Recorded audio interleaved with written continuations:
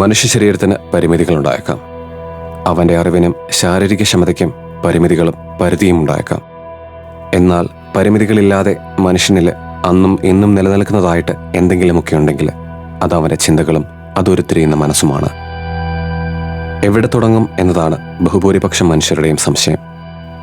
അതിനുള്ള ഉത്തരം പല പ്രമുഖരും പറഞ്ഞു വെച്ചതുപോലെ സ്വപ്നങ്ങളാണ്.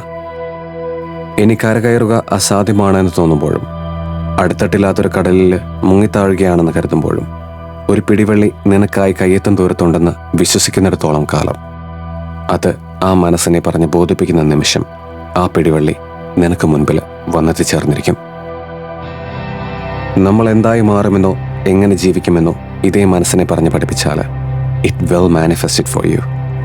ഇന്ന് എനിക്ക് ചുറ്റിലും നടക്കുന്നത് എന്താണെന്ന് തിരിച്ചറിയാൻ എനിക്ക് കഴിയുന്നില്ലെങ്കിലും നാളെ ഇതൊക്കെ ഉരുത്തിരിഞ്ഞു വരുമ്പോൾ എൻ്റെ ലക്ഷ്യം എൻ്റെ കൈക്കുമ്പിളിൽ വന്നെത്തിച്ചേരും എന്ന വിശ്വാസം, പ്രതീക്ഷ, അതിന് ജീവിതം നൽകുന്ന ഉത്തരമാണ് ദ പവർ ഓഫ് മാനിഫെസ്റ്റേഷൻ. തകർന്നിരിക്കുമ്പോഴും ഒറ്റപ്പെടുമ്പോഴും നമുക്ക് വേണ്ടത് ഇതേ മാനിഫെസ്റ്റേഷൻ തന്നെയാണ്.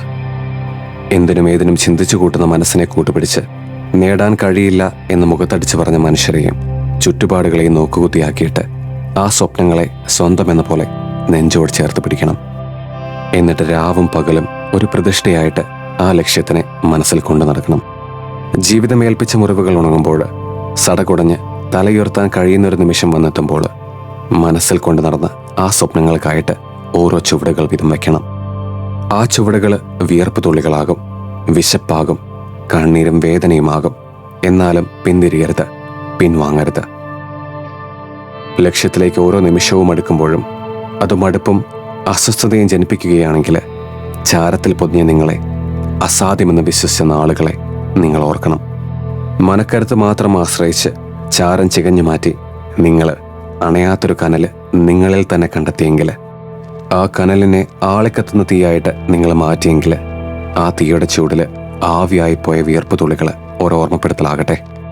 ഇന്നലെ നീ എവിടെയായിരുന്നുവെന്നും ഇന്ന് നീ എവിടെയാണെന്നും നാളെ നീ എവിടെ എത്തിച്ചേരുമെന്നുമുള്ളൊരു ഓർമ്മപ്പെടുത്തൽ. തീയാണ് ഉള്ളിൽ ആളിക്കത്തുന്നത്. ഇനിയും വിയർക്കും, ഇനിയും വിശക്കും. മുൻപിൽ തടസ്സമായി നിൽക്കുന്നത് നിന്നിലെ ആസക്തികളാണെങ്കിൽ, പിന്നിലേക്ക് പിടിച്ചു വലിക്കുന്നത് ഇടറി വീഴുമോ എന്ന ഭയമാണെങ്കിൽ അതിനെ വിറകുപോലെ വെട്ടിക്കീറണം. എന്നിട്ട് ആളിക്കത്താനായിട്ട് ഒരു ഇന്ധനം പോലെ ആ വിറകങ്ങിട്ട് കൊടുക്കണം. ആഗ്രഹിച്ചതൊക്കെ നിന്നെ തേടി വരും. പലതും വേണ്ടെന്ന് വെച്ചാൽ, പലതിനോടും മുഖം മറച്ചാൽ. ഈ യാത്രയിൽ പലതും നഷ്ടമായി എന്ന് തോന്നിയേക്കാം. പലരുടെയും കൂടിയിരുന്ന് ഉറക്കെ ചിരിക്കാൻ കഴിഞ്ഞില്ല എന്നും വന്നേക്കാം.